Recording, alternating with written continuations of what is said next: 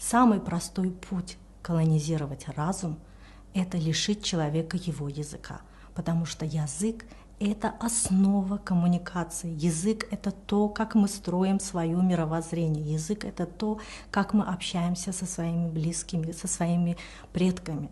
Когда у человека отбирается язык, он теряет связь поколений. Это как дерево, у которого отрезать корни. Малейший ветер его снесет. Человек, у которого отобрали культуру, идентификацию и язык, становится никем и ничьим. Его можно послать на любую войну, на любые тяжелые строки. Ему незачем будет сопротивляться.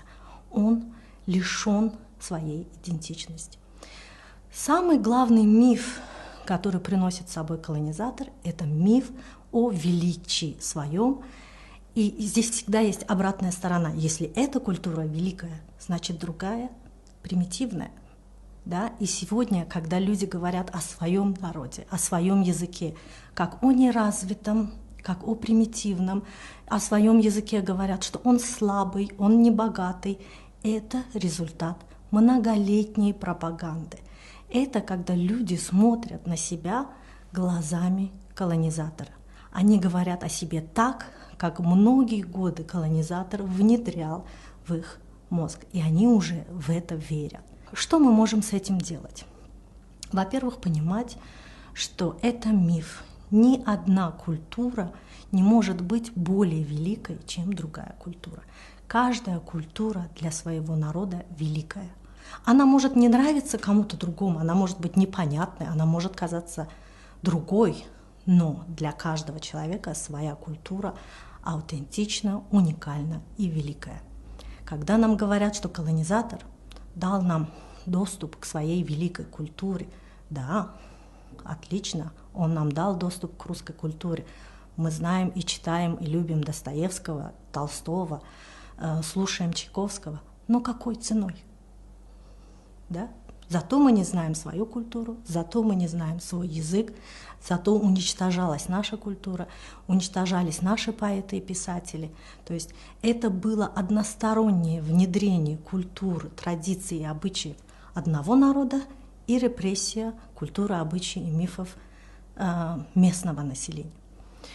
Что нам со всем этим делать? Прежде всего, деколонизировать свой разум, понимать, что это была пропаганда, это была мощная машина, направленная на то, чтобы лишить местное население своей идентичности. Как мы можем это делать? Усиливать свой язык, усиливать свою культуру, знать, понимать, слушать, интересоваться. Это вот первое, самое важное. Второй, очень важный момент. Ни в коем случае нельзя обвинять тех людей, которые плохо знают свой язык и свою культуру.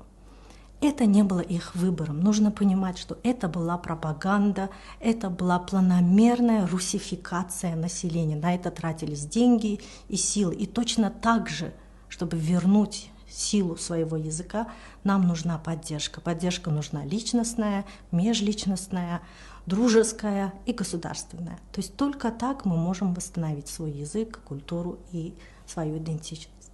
Называть вещи своими именами. То есть не великий могучий Советский Союз, а колонизатор, опрессор, а экономические и экологические катастрофы, голодомор, разрушенные жизни наших предков. Нужно непременно, всякое восстановление начинается с того, что мы называем вещи своими именами. И понимать, что если вам не нравится свой соотечественник, просто спросите себя, возможно, вы все еще смотрите на себя глазами колонизатора. Внутреннее интернализированное угнетение – это когда колонизатора уже нет, а мы все еще относимся к себе как недостаточно развитому, как примитивному, тому, кому нужен кто-то могучий и великий, кто придет, спасет и научит. Нужно поддерживать и с любовью и пониманием относиться к своим соотечественникам и развивать свою культуру, знать ее, любить ее и рассказывать о ней. Вот и все.